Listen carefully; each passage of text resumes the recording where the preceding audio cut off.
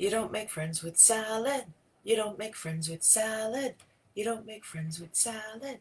You don't make friends with salad. You really don't. Honestly, wouldn't make friends with me with salad. Salad. What is salad anyway? Oh, there goes a notification. Penny, hi. It is a rather odd time of day, isn't it? It's 10:23.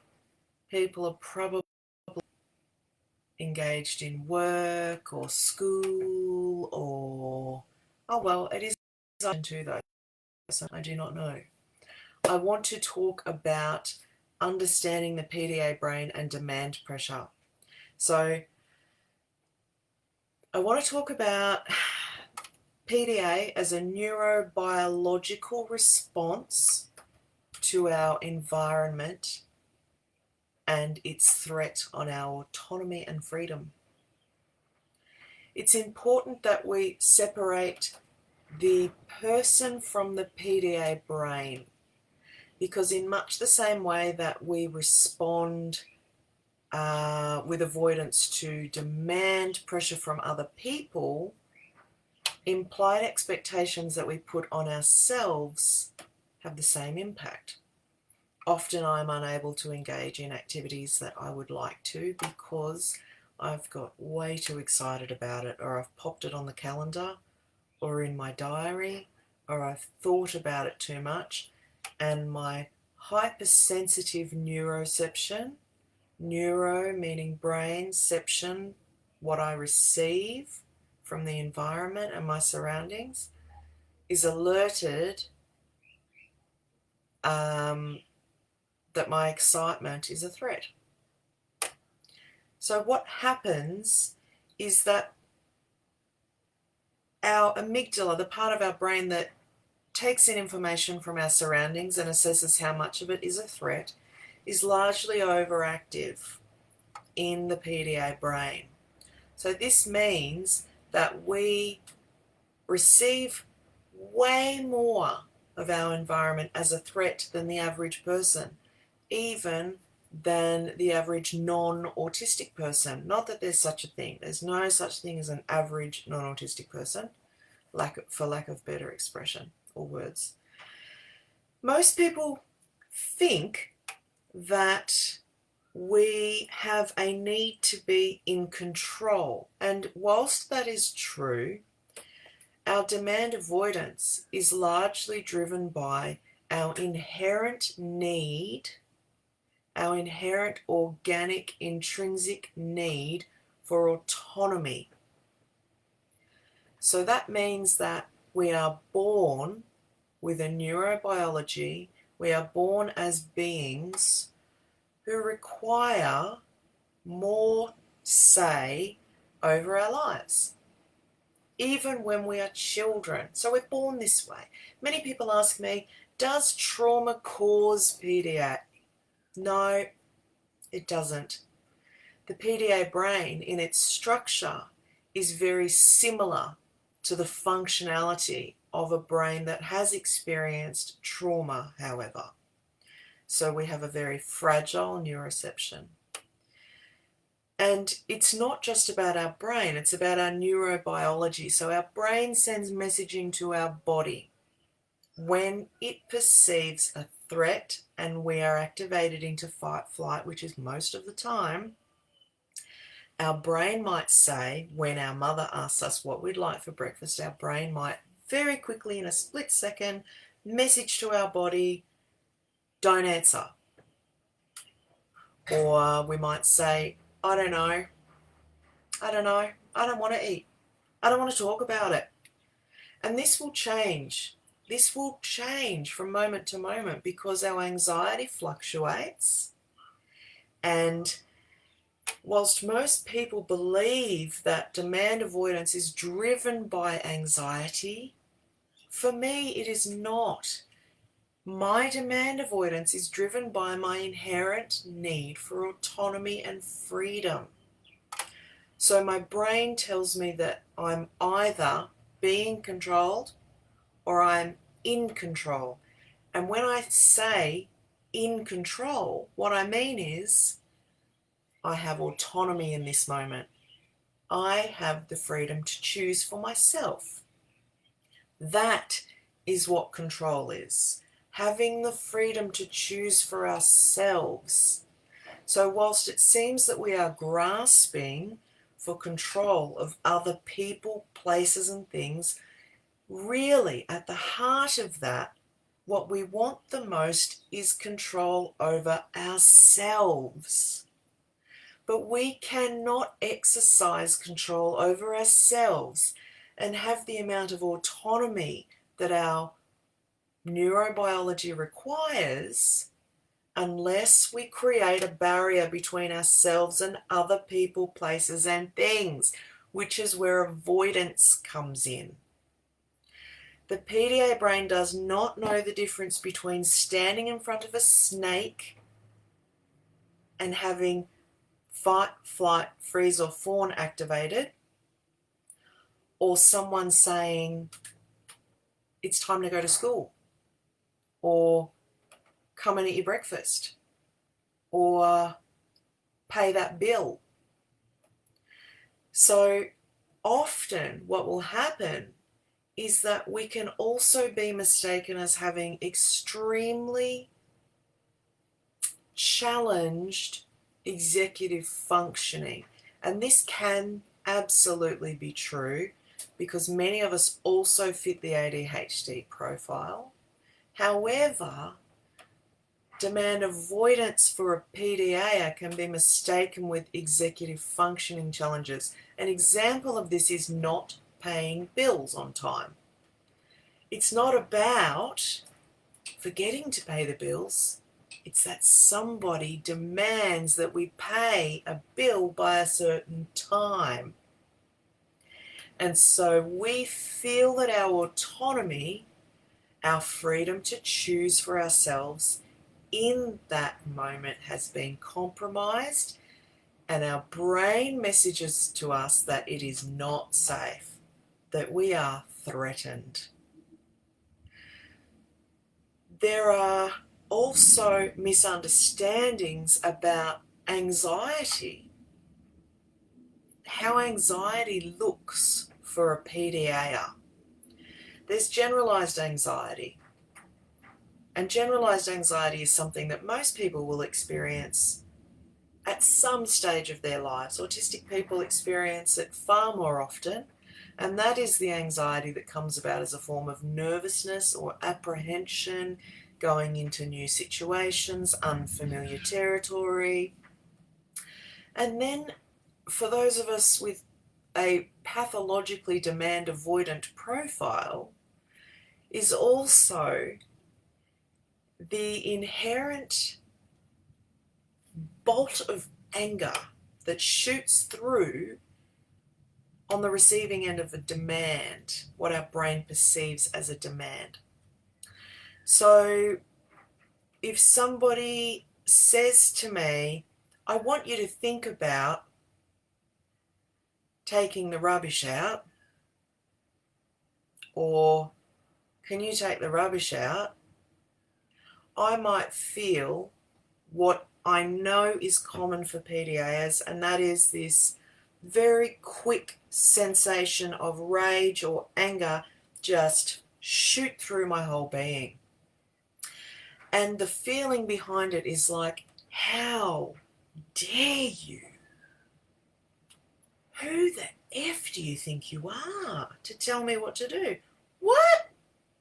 I'm sorry, I did not ask for your opinion or your advice. I have a hard time with engaging with friends and sharing parts of my life with them and then them giving me answers or solutions. That's not what a PDA is looking for. We're looking for someone to hold space for us.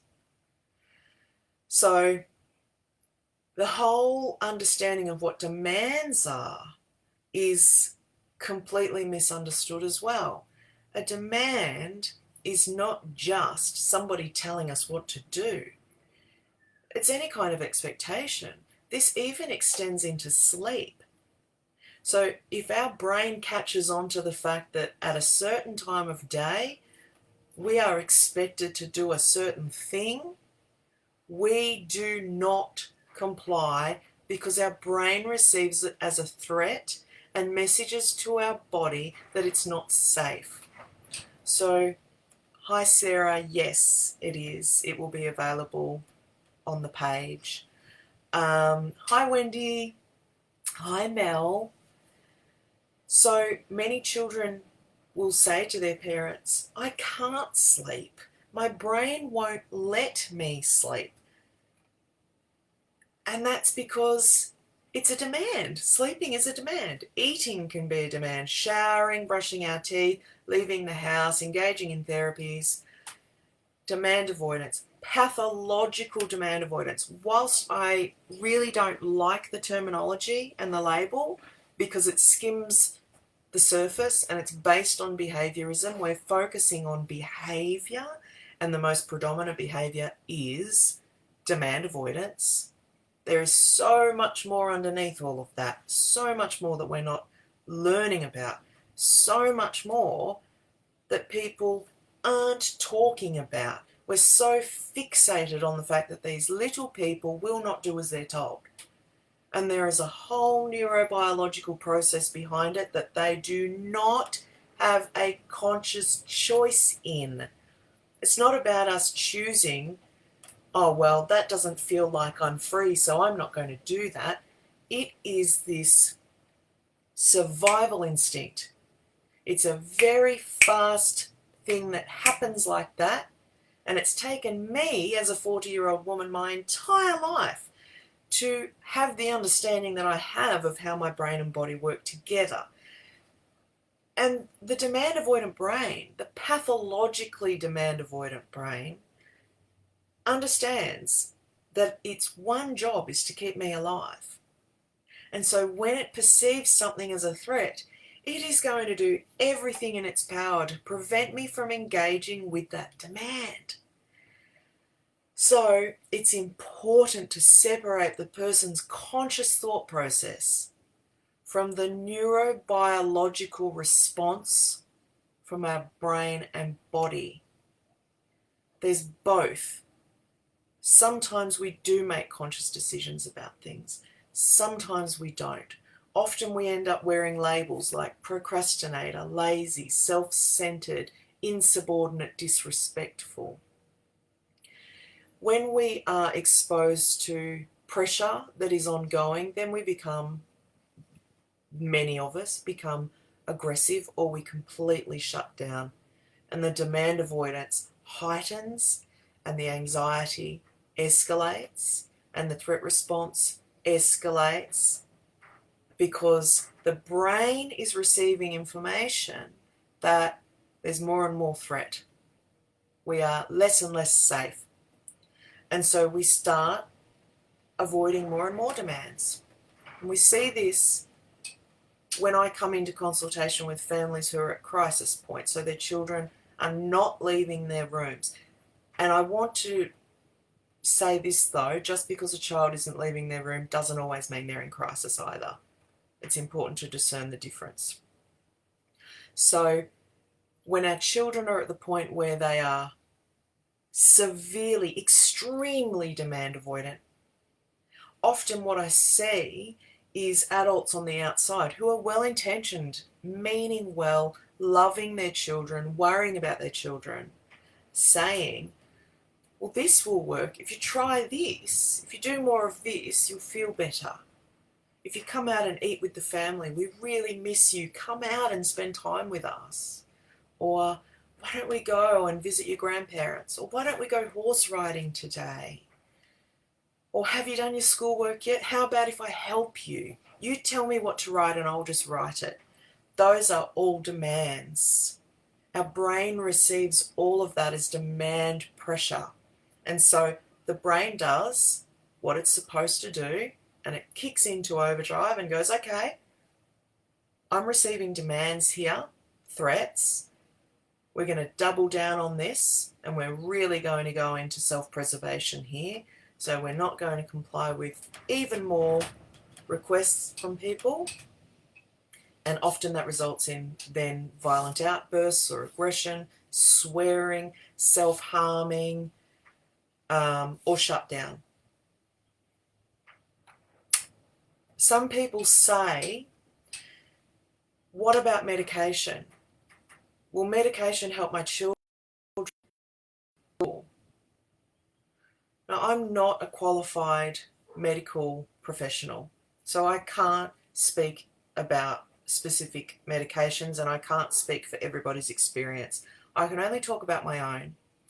Medication has been wonderful for me in terms of generalized anxiety, but I will always be a PDA.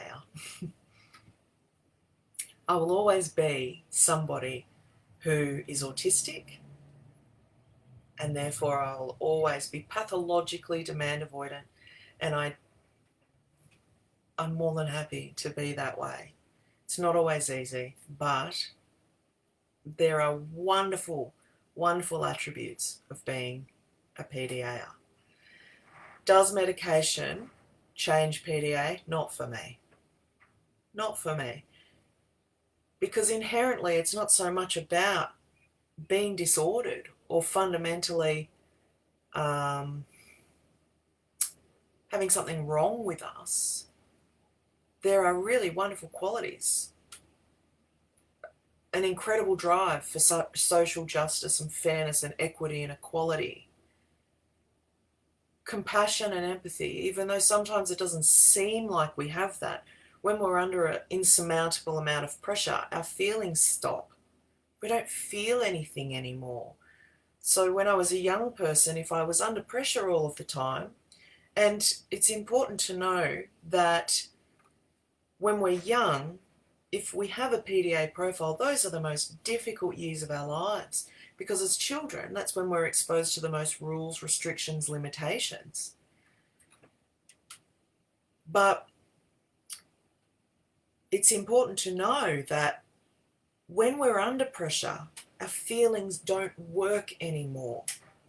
I can't feel anything when I am suffocating under what my brain perceives as threats and demands. It shuts off my emotional functioning and kicks into survival. So I no longer connect with emotions. So as a young person, when I was in that space, I couldn't feel for other people anymore because the body didn't care about that. The brain only cares that we are going to live through this. So our emotions can be completely shut off and we can kick into basic instincts, surviving. And that might be where we're aggressive, where we're yelling and screaming, smashing things. I was a violent child at times, but it's because we are feeling like we're backed into a corner.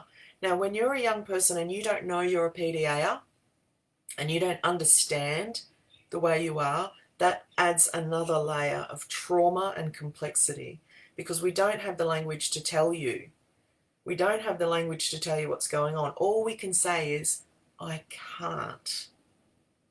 Why can't you get in the car to come and visit Grandma and Grandpa? I can't.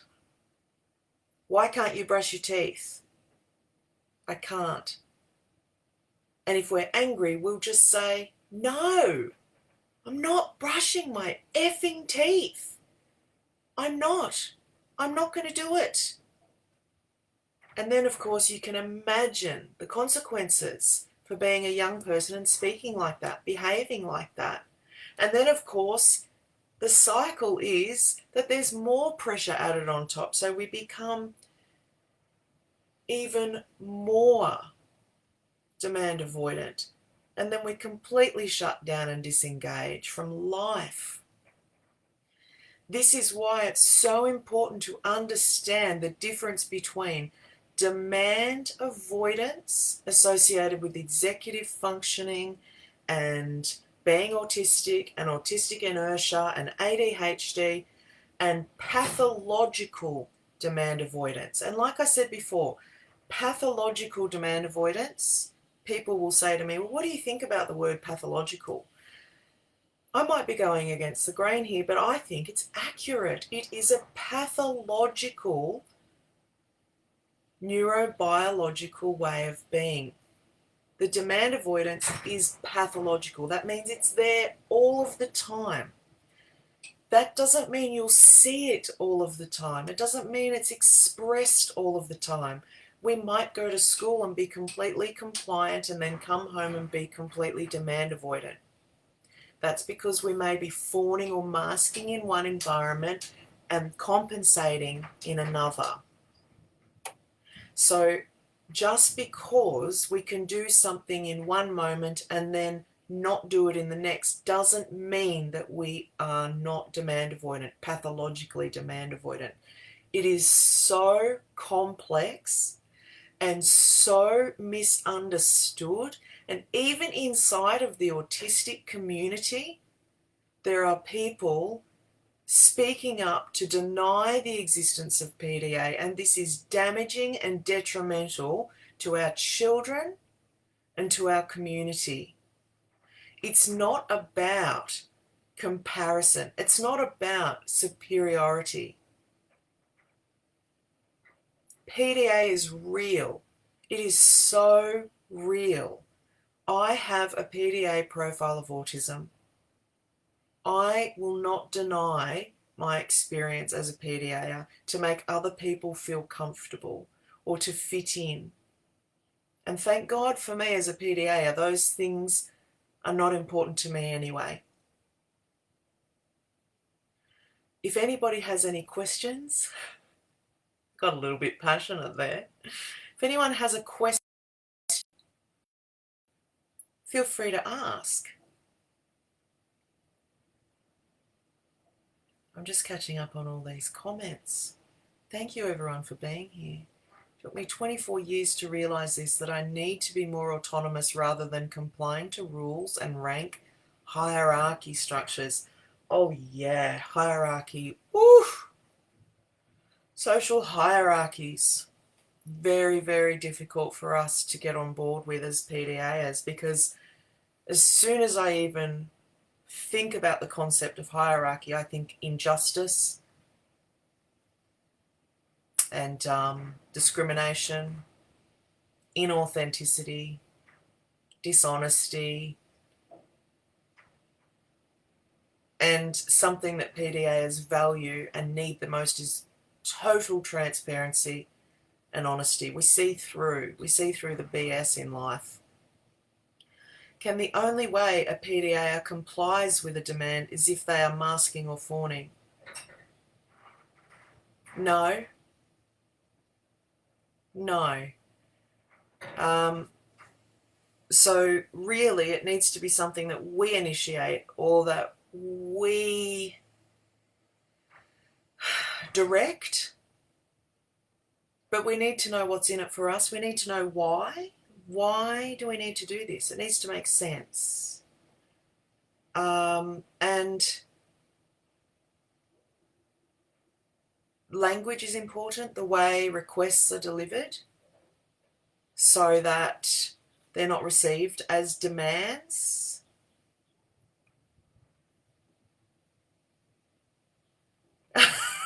Maggie, it's so funny.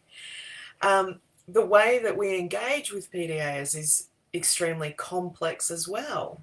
It's very complex. It's a process of, it's a whole paradigm shift in parenting. It's a whole paradigm shift in being. People understanding the PDA way of being is very difficult to get on board with, because it goes against so many social constructs and conditioning. Wendy says, I'm still struggling with how far to push to get professionals to acknowledge PDA in my children. The comment about trauma, where it is not recognised, has renewed my drive to have their pathology identified. Yes, it's difficult because PDA is, it started being researched in the 80s, and in terms of research, that's very, very young. We have a long way to go. And any pathology that we look at around any condition focuses on the behaviour. So predominantly what we learn about any way of being in the world, any neurodivergence, is going to be deficit based because we're looking at difference. And because much of the research put together is often by people that don't identify with that way of being in the world, it's translated and understood as something it's not. An example of this is as an autistic person, I rock. I flap my hands and I rock. Now, a non-autistic person would look at that behaviour and translate it as dysfunctional or not functional. For them, for a non-autistic person, it's completely functional for me. It helps me to regulate. It's a way of expressing my joy because my feelings are so huge. My depth and range of emotional experience is so intense that it's a whole body experience, and I need movement to regulate that experience. A non-autistic person can just feel something and go, oh yeah, or go, woohoo. I can't do that because I become ill. My body needs a way of releasing my emotional experiences. Otherwise it manifests in chronic illness. And you've only got to look at our co-occurring conditions as evidence of this. Wow, Brian. See, that's amazing. 2018. And look, 2 years on. There's so much we've got to learn about PDA. But Wendy, what I often say to families is, if for any reason, and there's a multitude of them, we're not in a position where we can use the terminology PDA, we can talk about extreme anxiety. Although I just don't know whether anxiety is adequate enough to explain the experience. Demand avoidance, extreme anxiety and demand avoidance.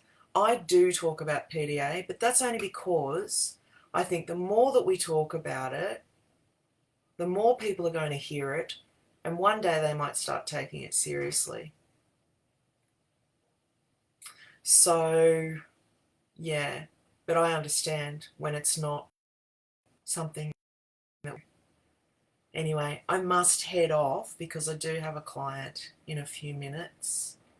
Thank you for being here. Thank you so much for being here. I hope you all have a great day and a great weekend.